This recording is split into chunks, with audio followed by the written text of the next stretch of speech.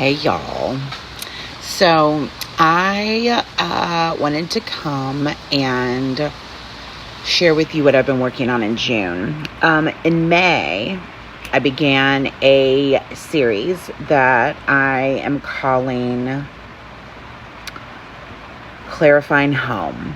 And at the end of May, I posted on my YouTube video and a video about clarifying one's political home. An idea that was brought to my understanding by Adrienne Marie Brown during the 2020 election cycle, where she was just clarifying for herself that her political home was very different from her electoral strategy, and that those are two separate entities that we need to be clarifying for ourselves,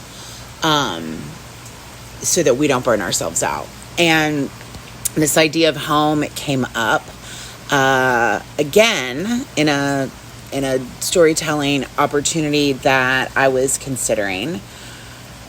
And so it got me beginning to do some writing. And in that writing, I began this clarification of my political home, my spiritual home, and my creative home. And so I decided to do this series. So if you want to go and listen to the video on political home, it is on the YouTube. Today, I'm going to dig into spiritual home. In July,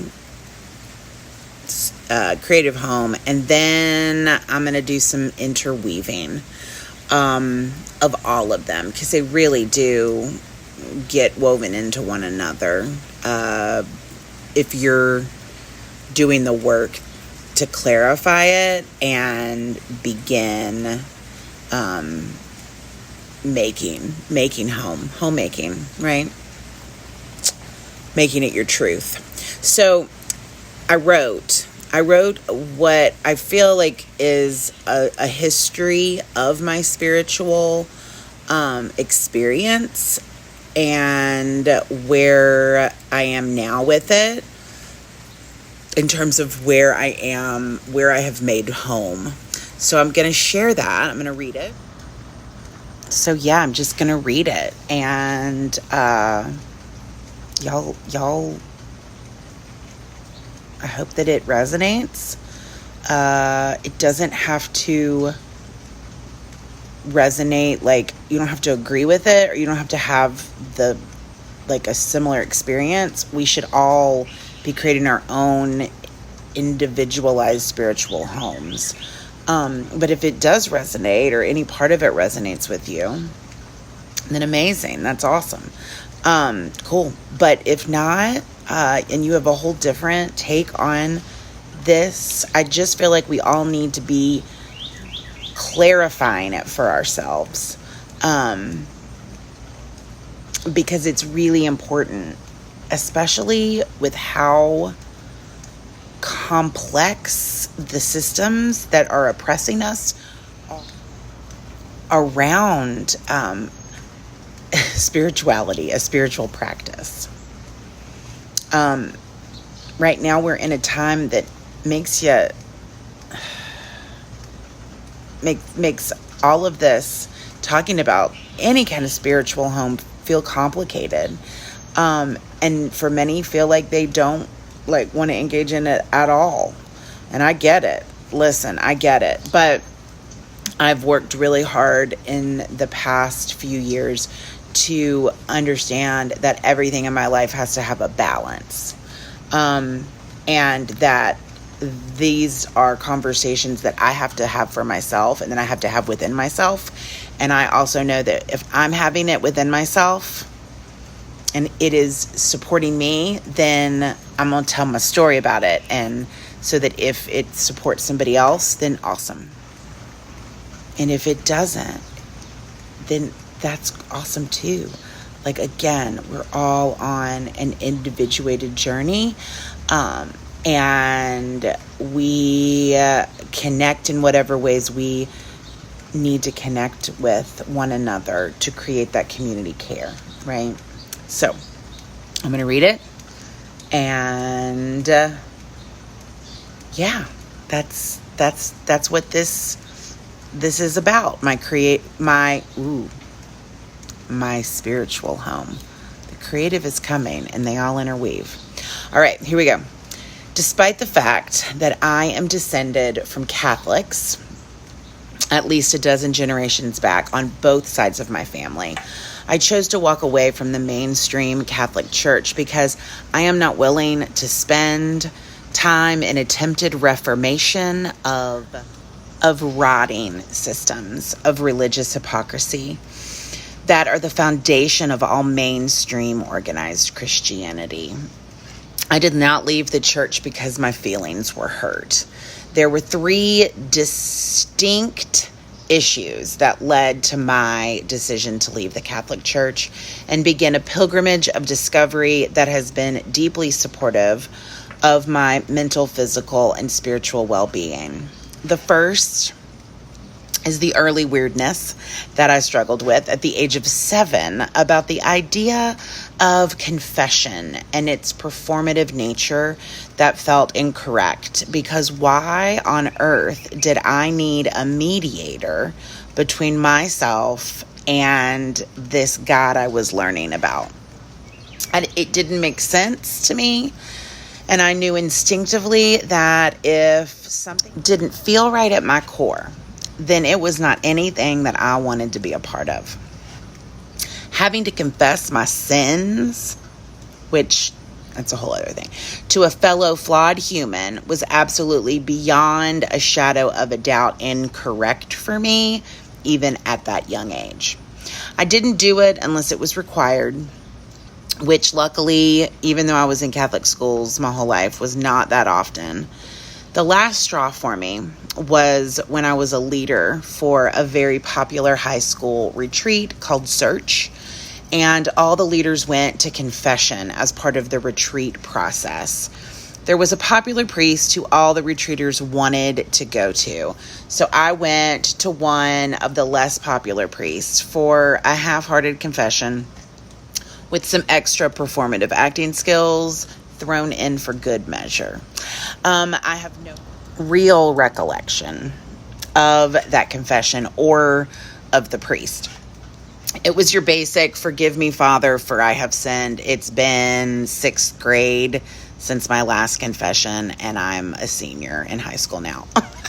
The week after that retreat, though, we got a letter from the diocese stating that the priest who I had gone to confession with and who had absolved me of my sins, if he had that actual ability, and what is a sin, was leaving the priesthood because he had fallen in love with a woman in his parish. Now, that was my official cue to be all done with intermediaries around sin, and honestly, to be all done with this shaming, fear-mongering idea of sin. I was glad for him to follow his heart. I mean, that's awesome. He found a woman that he loved. How wonderful. But I was no longer interested in playing this game that priests were somehow a step up from the rest of us between our knowing and whatever higher divinity we were leaning into at the time. So, shortly after accepting my own inner knowing as the truth, the atrocities of the international priest sexual assault scandal sealed for me in my early adulthood that I have excellent intuition. And when something feels off, even if only on a micro scale, I need to listen. I have only experienced the most lovely priests in my life. Only experienced the best. But, and also, Rotting systems always have beautiful people trying so hard to be better and do better. But I know that I was not built to hold space in that way. I am supposed to bear witness and share my truth and keep on experiencing the new possibilities rather than roll around in the muck of the old. Because my connections were all wrapped up in the Catholic community, I had the opportunity to become a Spanish teacher within the Diocese of Nashville and continued to be very involved in my alma mater, an all-girls fine arts academy, for which I was a fourth generation graduate. Fourth generation. My great-grandmother graduated in 1911, valedictorian of the school. My grandmother, 1936. My mama, 1967. Me, 1995. My sister, 2004. Like, we are a family institution within this school. But I was only physically in Catholic settings, having spiritually checked out long ago, honoring my long-standing skeptical intuition of the system of the Catholic Church. Mentally, in practicing ongoing discernment, the final nail in the coffin of my time as an active Catholic was really sitting with the words of the Apostles' Creed or the Nicene Creed, depending on the name your church adopted, and how gross it made me feel to say it because of how hypocritical it felt. I really loved the unconditional love that I felt was in the concept of the Trinity. But that recitation of faith, we spoke in unison, in community, sounded awfully exclusionary and like an excellent way to separate and conquer in the name of said Trinitarian unconditional love. And having been a devoted student of comparative religions as a hobby, as well as church history, along with growing up in Latin America, where forced syncretism had been an everyday supremacist normalcy, I knew quite well how one holy Catholic and apostolic church allowed for a whole lot of destruction over the millennia since the schism with early Christianity. I have always worked hard to know hypocrisy in myself and others when I see it, always wanting to be fully transparent in my beingness, and me speaking this creed was the ultimate in hypocrisy. It felt like no one at any mass I attended, at least, was really listening to the words. Rote memorization and recitation without any sense of what we were believing was eventually why, as a 30-year-old, I left the church. I stopped attending Catholic Mass entirely.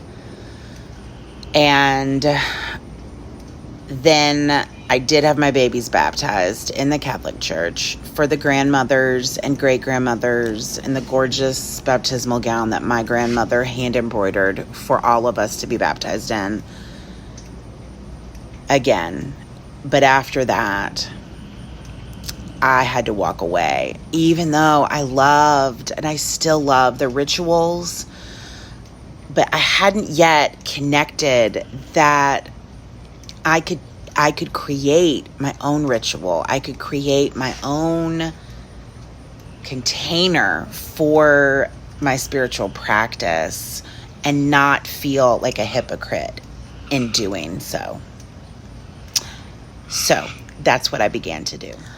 Always being fascinated by comparative religions and the mystics from all spiritual realms, present day all the way back into indigeneity. That understanding really clarified for me how good intentions, which the early Christians had, I think, can get twisted and used to appropriate other belief systems in an effort to colonize, control, take over. I just didn't want to be an active member of communities whose foundations were based in that kind of rotting. And that's why I left the school system, and why I am so adamant about my political home, which you can go back again. I said there's a whole video loaded about my political home, and you can go to my YouTube and it's there. But today I spend much of my life right now making a spiritual home that is a reconstruction of my childhood religious home in Catholicism. I pull out the threads, though, that I value and tweak them to work for me. And my ancestral lineage that stretches back to before the church got in bed with the state and can be traced through northern, southern Europe, along the North African and Levantine coasts of the Mediterranean.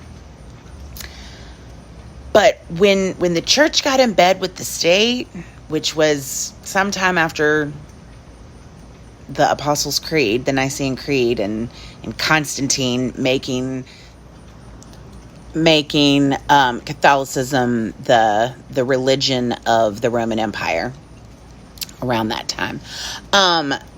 So that war was waged on indigenous, what was called heathen.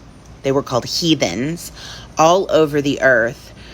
And in that war, they gaslit. I mean, it's just still happening today. Gaslighting, turning nature, which had been centrally respected with practices of reciprocity and respect, into evil and the devil.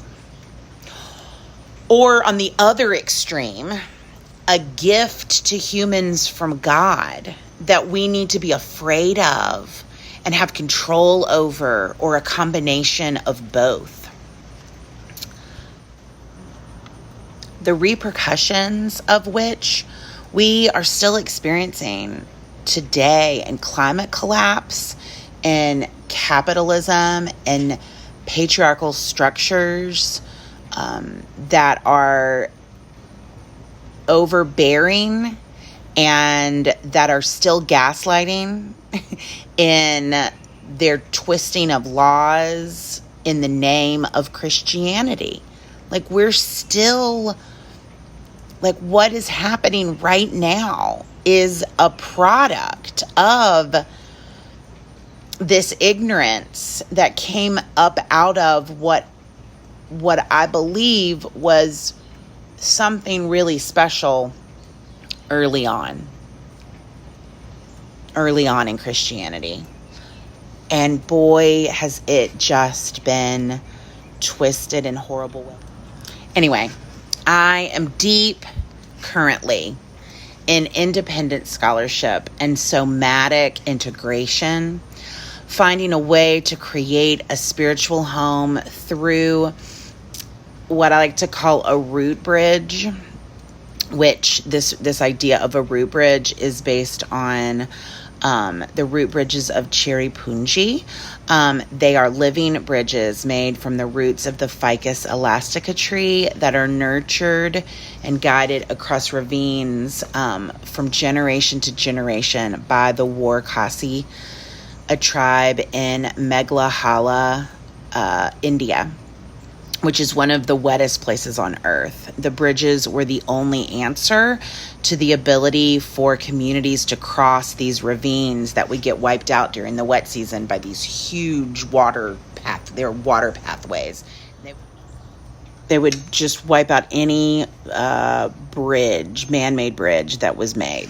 And so centuries ago, the women, the Khasi tribe is a matriarchal society, and they began this process of guiding these giant rubber tree roots that grew along the ravines, along the like walls of the ravines, they would guide them over the years so that they would meet up with the other side and entwine and then create these bridges that can hold up to 50 people, some of them, that have been growing for hundreds of years. And as they grow, they get stronger the longer that they are interwoven and growing. And so that is what I take in my spiritual home. I want to create a home like those roots, because they would, the people who began that process knew that they would not live to see the fruition of that. And they passed it down from generation to generation. And this is elder work, right? So my spiritual practice is elder work, understanding and study, okay? Of all of these different spiritual practices and systems that I interweave together in the way that the Kasi interweave these root bridges. And so those studies, those things that I take as tools for my elder work, for my what I am going to pass on to my descendants, are a mixture or a mashup of all the following spiritual studies. Okay. Early Gnostic era Christianity, including apocryphal theology, Gospel of Thomas, Gospel of Mary Magdalene, everything that came out of the Nag Hammadi discovery in the 1940s, maybe. Archaeomythology, which was coined by Maria Gimbutas, and is a balancing of the divine masculine and feminine from ancient European discoveries of pre-Greek and Roman era existence. So older than that. She began this process of uprooting and discovering the old traditions, archaeomythology. My personal ancestral Celtic, Norse, Iberian, Amazi wisdom studies, metaphysics, quantum physics, I'm super into neutrinos, and an understanding of how those like tiny particles that are in space that we're actually made up of, how they affect us energetically.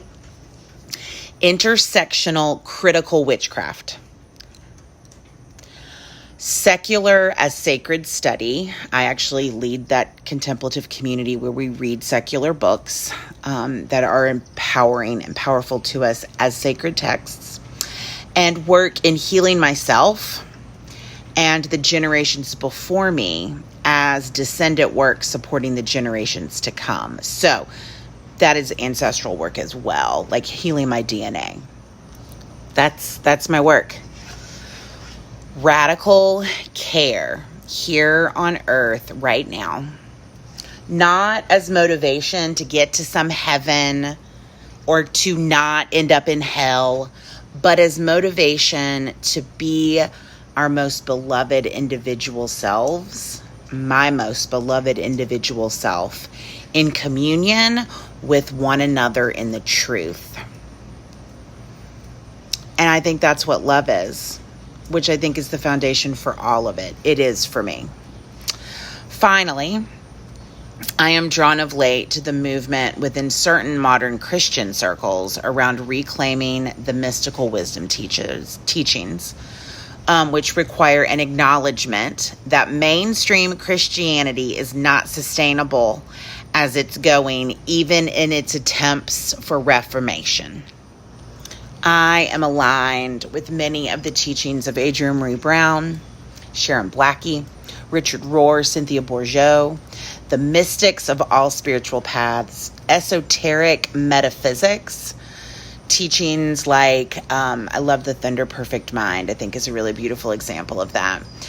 Clarissa Pinkola Estes, the Desert Fathers and Mothers, and Ancient Wisdom Ancestors, who for me are Tanette, the goddess Tanette, the goddess and saint Bridget, Hildegard von Benin, Teresa of Avila, Hafiz, Michael the Archangel, Francis of Assisi, Claire of Assisi, Rumi. Those are just ones that I'm like tapping into now. There's so many others that come in and out. They're helping me remember in my DNA the indigenous knowings from the biological homelands of my bloodlines. So that is a part of my spirituality too, is making sure that I am focusing in on the biological homelands of my bloodlines and not appropriating and not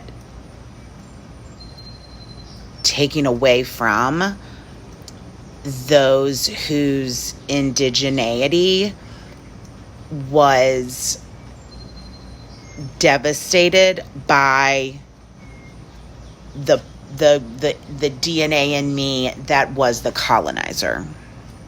And so I'm working really hard to balance that and to do better, know better, do better. All of these contemplations and connectives offer me an interweaving of spiritual home through my political and creative home, because we cannot separate home. Energetically, it is too exhausting to compartmentalize them, and yet the overculture has been gaslighting us to believe they must be separate. They cannot be separate, and we all must have the freedom, the liberation, the expanded space to create our own individuated homes while threading together with those in our beloved communities who are offering us that freedom, and which we are holding one another sacred and safe within. That is not happening in our society now. It is so lopsided. But I am imagining a home where we can all be in love. We can all be in love and interconnected with love as the foundation, regardless of what you choose your spiritual home to be. And that it's okay and safe for everyone to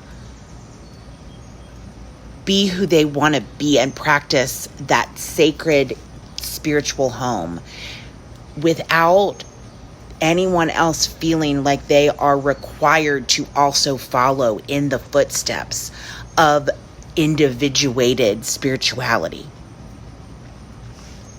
So that is what I am imagining into existence, and where I'm building community at the crossroads of radical liberated individuation and community care.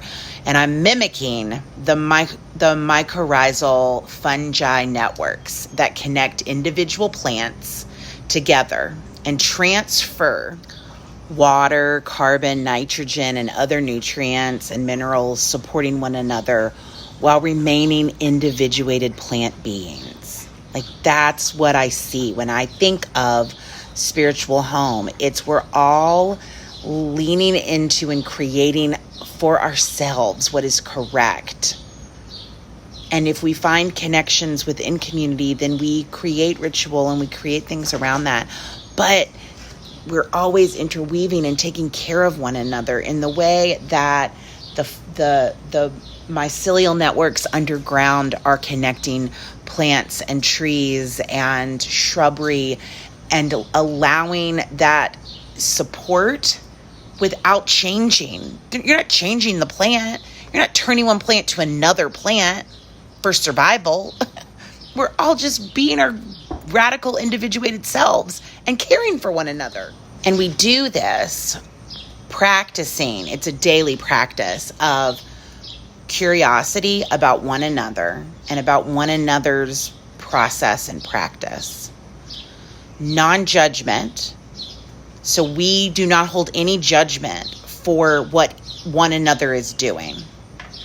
And then unconditional love, just feeding unconditional love into these communities of care.